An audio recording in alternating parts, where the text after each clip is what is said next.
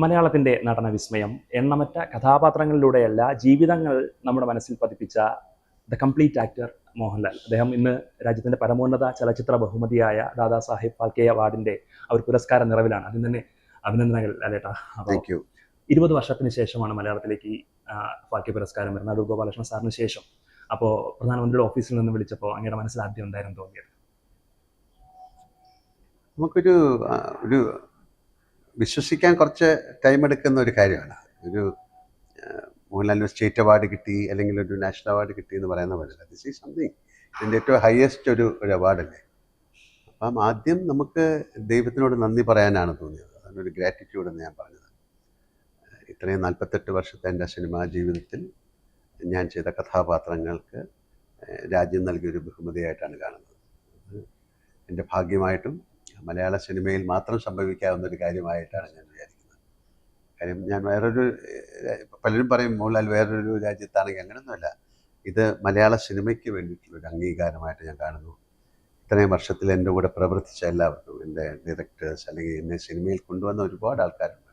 എൻ്റെ കൂടെ സഞ്ചരിച്ച ആൾക്കാർ, ഇപ്പോഴും സഞ്ചരിച്ചുകൊണ്ടിരിക്കുന്ന ആൾക്കാർ, ഇനി സഞ്ചരിക്കാൻ പോകുന്ന ആൾക്കാർ, അങ്ങനെ എൻ്റെ പ്രേക്ഷകർ, എൻ്റെ കുടുംബം, മീഡിയ പീപ്പിൾ, ഒരുപാട് പേര്, എല്ലാവർക്കും ഞാൻ നന്ദി പറയുന്നു. കാര്യം ഇത് എനിക്ക് മാത്രമുള്ള ഒരു പ്രൈഡ് മൊമെൻ്റായിട്ട് ഞാൻ എടുക്കുന്നില്ല. ഇത് എല്ലാവർക്കും ഉള്ളതാണ്. മലയാള സിനിമയ്ക്ക് കിട്ടിയ ഏറ്റവും വലിയൊരു അംഗീകാരമാണ്. അങ്ങ് പറഞ്ഞ പോലെ 20 വർഷം കാത്തിരുന്നു. അപ്പം 20 വർഷത്തിന് ശേഷം ഇങ്ങനെ ഒരു അംഗീകാരം കൊണ്ടുവരാൻ എനിക്ക് സാധിച്ചു. അല്ലെങ്കിൽ എനിക്ക് അതിൽ നിക്ഷിപ്തമായെന്ന് പറയുന്നത് ഈശ്വരകൃപ എന്ന് മാത്രമേ ഞാൻ പറയുന്നുള്ളൂ. ആ ഈശ്വരൻ എന്ന് പറയുന്നത് എൻ്റെ ജോലിയാണ്, എൻ്റെ അഭിനയമാണ്. അങ്ങ് പലപ്പോഴും പറഞ്ഞിട്ടുണ്ട്, ഞാൻ ഒറ്റയ്ക്ക് നേടിയ നേട്ടങ്ങളല്ല ഇതൊന്നും, ആ ഒരു കാലവും കൂടെയുള്ളവരും ആണ് എന്നെ ഈ നിലയിൽ എത്തിച്ചെന്ന് പറയുന്നത്. അപ്പോൾ ആ കാലം കൊണ്ടുവന്ന ഒരു പുരസ്കാരമായിട്ട് കാണുന്നുണ്ടോ? തീർച്ചയായിട്ടും അങ്ങനെ ചിന്തിക്കാം. കാലം എന്ന് പറയുന്നത് എപ്പോഴും ഉള്ളതാണ്.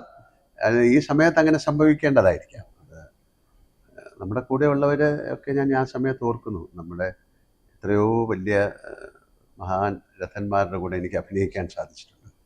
ആ സമയത്ത് അവരുടെയൊക്കെ മുഖം എൻ്റെ മനസ്സിൽ വന്നു. അവരുടെയൊക്കെ ഒരു ബ്ലെസ്സിങ്സ് ഞാൻ വാങ്ങിച്ചു.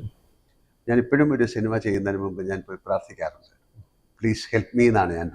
അപ്പോൾ അതുപോലെ അതൊരു നേച്ചറിനോടോ അല്ലെങ്കിൽ നമ്മൾക്ക് മുന്നിൽ നമ്മുടെ വഴികളിലൂടെ നടന്നു പോയ ഒരുപാട് വലിയ കലാകാരന്മാരുടെ ഓർമ്മയുടെ മുമ്പിലാണ് ഞാൻ ഈ അവാർഡ് സമർപ്പിക്കുന്നത്. ഇത് മലയാള സിനിമയ്ക്കുള്ളൊരു അവാർഡായിട്ട് ഞാൻ കാണുന്നു. എൻ്റെ കൂടെ വർക്ക് ചെയ്ത എല്ലാവർക്കും ഞാൻ ഈ അവാർഡ്, അവരാണ് അതിൻ്റെ ശരിക്കുള്ള അവകാശികൾ. അപ്പോൾ ഈ അവാർഡ് ലഭിച്ചതിന് ശേഷമുള്ള ആദ്യ പ്രതികരണങ്ങൾ അങ്ങ് പറഞ്ഞത്, ഞാനിത് പ്രതീക്ഷിച്ചതല്ല എന്ന് പറഞ്ഞത്. പക്ഷേ അങ്ങോടൊപ്പം വർക്ക് ചെയ്ത പല പ്രധാനപ്പെട്ട ഡയറക്ടേഴ്സിനെ ഇപ്പോൾ ഞങ്ങൾ കോൺടാക്ട് ചെയ്യുമ്പോൾ അവർ പറയുന്നത്, ഞങ്ങൾക്കിതിലൊരു ആശ്ചര്യമില്ല, ഇത് പണ്ടേ കിട്ടേണ്ടതായിരുന്നു എന്നാണ്. അങ്ങനെ പറയാൻ പറ്റില്ലല്ലോ. ഇത് ഇങ്ങനെ കിട്ടിയതുകൊണ്ടല്ലേ ഇത് പറയുന്നത്. കിട്ടാതിരിക്കുമ്പോൾ നമുക്കറിയില്ലല്ലോ. അങ്ങനെ ഇത് ആഗ്രഹിച്ച് കിട്ടുന്ന ഒരു കാര്യമല്ല. ഞാനിതിനെക്കുറിച്ച് ഒരിക്കലും ആഗ്രഹിച്ചിട്ടില്ല. ഇങ്ങനെ സംഭവിക്കുന്ന പോലും ഞാൻ ചിന്തിച്ചിട്ടില്ല. ചിന്തിക്കാത്ത ഒരു കാര്യം നമ്മുടെ മുന്നിൽ പ്രത്യക്ഷപ്പെടുമ്പോഴാണല്ലോ അതിനൊരു ദൈവം എന്ന് പറയുന്നത്. അപ്പോൾ അതൊരു നിമിത്തമാണ്. അങ്ങ് പറഞ്ഞ പോലെ ഒരു കാലം കൊണ്ടു തന്ന ഒരു വലിയ ഒരു സമ്മാനമായിട്ട് ഞാനിതിനെ കാണുന്നു. ഓക്കെ, പലരും പറയാറുണ്ട് ഈ തേച്ചു മിനുക്കിയെടുത്ത ഒരു അഭിനയ പ്രതിഭാസമാണ് മോഹൻലാൽ എന്നുള്ളത്. അപ്പോൾ അങ്ങ് ഈ ബൗണ്ടറീസ് പുഷ് ചെയ്യാൻ വേണ്ടി എന്താണ് ഈ പ്രചോദിപ്പിക്കുന്നത്? അങ്ങനെ തേച്ചു മിനുക്കുന്നു പലരും ഇങ്ങനെ പറയാറുണ്ട്. അങ്ങനെ ഒരു ബൗണ്ടറീസ് ഒന്നും നമ്മൾ പുഷ് ചെയ്യാൻ പോകുന്നില്ല. നമ്മൾ ആ സമയത്ത് ആ കഥാപാത്രം എന്ത് ചെയ്യുമെന്ന് നമ്മൾ ആലോചിക്കാതിരിക്കും. അപ്പോൾ അങ്ങനെ അതിനെ പ്രതികരിക്കുന്നതെന്നുള്ളൂ. ഞാൻ മാത്രമല്ലല്ലോ, എൻ്റെ കൂടെ നമ്മുടെ കൂടെ ഏറ്റവും നല്ല നടീനടന്മാരെ ഉണ്ടാകുമ്പോഴാണ് നമുക്കും നല്ല രീതിയിൽ പെർഫോം ചെയ്യാൻ പറ്റുന്നത്. അപ്പോൾ അത്തരത്തിലൊരു ഏറ്റവും നല്ല ഭാഗ്യം ചെയ്ത ഒരു ഇൻഡസ്ട്രിയാണ് മലയാള സിനിമ എന്ന് പറയുന്നത്. അസാമാന്യ പ്രതിഭകളാണ് മലയാള സിനിമയിൽ. അപ്പോൾ അവരോടൊത്ത് സഞ്ചരിക്കാൻ കഴിഞ്ഞത് കൊണ്ട് തന്നെയാണ് ഈ തേച്ചു മിനുക്കി എന്നൊക്കെ പറയുന്നത്. അവരുടെയൊക്കെ എന്താണ് അവരുടെ ഒരു സാമീപ്യവും അവരുടെ അഭിനയ തികവും കൊണ്ട് തന്നെയാണ് നമ്മളിലേക്കത് നല്ല എഴുത്തുകാരുണ്ടായിരുന്നു, നല്ല ഡയറക്ടേഴ്സ് ഉണ്ടായിരുന്നു, നല്ല മ്യൂസിഷ്യൻ, എല്ലാം കൊണ്ടും സമ്പന്നമായ ഒരു ഇൻഡസ്ട്രിയാണ്. അപ്പോൾ അതിൻ്റെ ഭാഗമായതുകൊണ്ട് മാത്രം തന്നെയാണ് എനിക്കിങ്ങനെ ഒരു നിലയിലെത്താൻ സാധിച്ചു എന്നാണ് ഞാൻ വിശ്വസിക്കുന്നത്. ലാസ്റ്റ് ക്വസ്റ്റ്യൻ, ഇപ്പോൾ ഓരോ സിനിമയും ആദ്യത്തെ സിനിമ പോലെ അങ്ങ് കാണുന്നു എന്ന് പലപ്പോഴും പറഞ്ഞ് ഇങ്ങനെ കേട്ടിട്ടുണ്ട്. അപ്പോൾ എന്താണ് ഈ പുതിയതായിട്ട് വരുന്ന ആൾക്കാർ? അതെന്തായാലും പ്രചോദനമാണ് അങ്ങയുടെ ഒരു അല്ല, അത് ഞാൻ ചെയ്യുന്നതാണ്. ശരിക്കും അങ്ങനെ ചെയ്യുന്ന ഓരോരുത്തരുടെ ഒരു സ്റ്റൈലാണല്ലോ.